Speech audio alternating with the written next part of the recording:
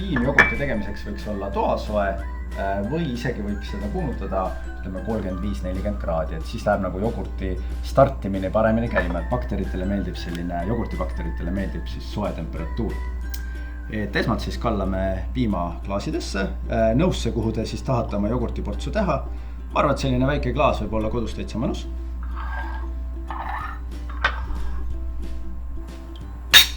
Nii. Ja nüüd on järgmine oluline samm on loomulikult valita jogurt, mida te teha tahate. Et ilmselt on kõige mõistlikum võtta oma lemmikjogurt. Et kui teile näiteks meeldib selline vedelam joogijogurt, siis kasutage starteriks. Jogurtibakterid on siis siin praegu ilusti sees, ootavad, kuni nad saavad uude sooja piima. Et kallame neid siia, ütleme selline 5% või sellise koguse peale selline supilusika täis on tegelikult okei. Praegu ma lihtsalt kallan tegelikult sellise sobiva koguse siia. Ja seda võiks siis ka segada, et nad siin ühtlaselt jaotuks. Ja põhimõtteliselt ongi nii-öelda selline start siis bakteritele antud. Neil on siin hea keskkond, kus siis alustada oma elutegevust. Vahepeal nad külmaletis on nii-öelda unne suikunud, et siin nüüd saavad jälle oma elutegevust alustada.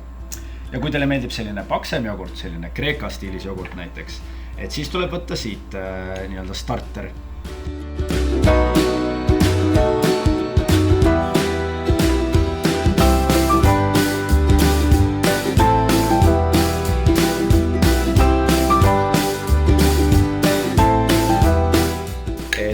Jogurti valmistamise aeg on nüüd selles mõttes raske ennustada, et see sõltub, kuhu temperatuuril teda käima jätate. Kui te jätate teda sooja, ütleme, soovitatakse, nagu ma ütlesin, 35-40, aga kodus võib-olla raske natuke sellist kohta leida. Et siis kuskile radika äärde võib muidugi jätta ka kööki, aga siis tõenäoliselt temperatuur on madalam, mis tähendab, et läheb natuke kauem aega. Ja eks see maitse tuleb ka alati natukene erinev, sõltub, mis temperatuur teil kodus on, mis tingimused teil üldse kodus on.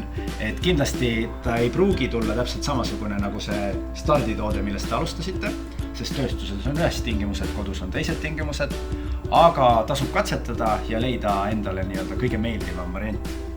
Ja need klaasid võiks siis katta ka siis, ütleme, taldrikuga näiteks pealt. Või siis, kui te tahate, et oleks mugavam, saate neid teha purki ja pärast kaane peale panna, kohe siis, kui te olete nii-öelda jogurti sisse pannud. Ja pärast, kui jogurt on valmis, on neid mugav näiteks külmkappi panna. Et nüüd tulekski siis oodata. Nii, nüüd me oleme tublisti oodanud, meie jogurtid on valmis saanud.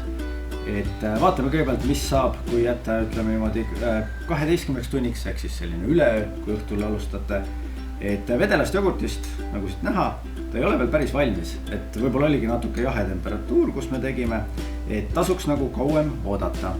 Aga meil on siin ka 36 tundi olnud vedelast joogijogurtist siis tehtud. Ja siin on näha, et on tekkinud ikkagi selline jogurtile omane tekstuur, selline kalgend.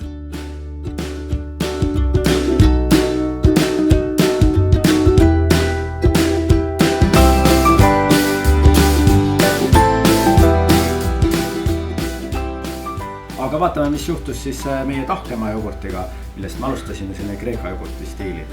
Et üleöös neisnud jogurt, nagu siit näha, on ilusti ka selline kalgend tekkinud, on siit juba kausi põhi ilusti näha ja kui teda lusikaga nagu lõigata, siis tegelikult on päris tugev selline kalgend. Ja vadakut on eraldunud, et vadaku eraldamine, nagu kõik teate, siis sellisele naturaalsele jogurtile on täiesti omane.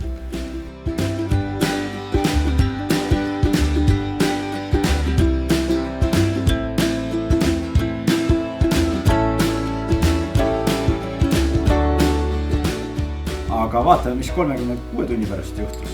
Et siit on näha, et tegelikult see kalgend on juba päris tugevaks läinud ja ta on kindlasti tugevam kui see üleöö seisnud jogurt. Et kui teile meeldib selline rohkem, siis võite natuke kauemaks ta seisma jätta.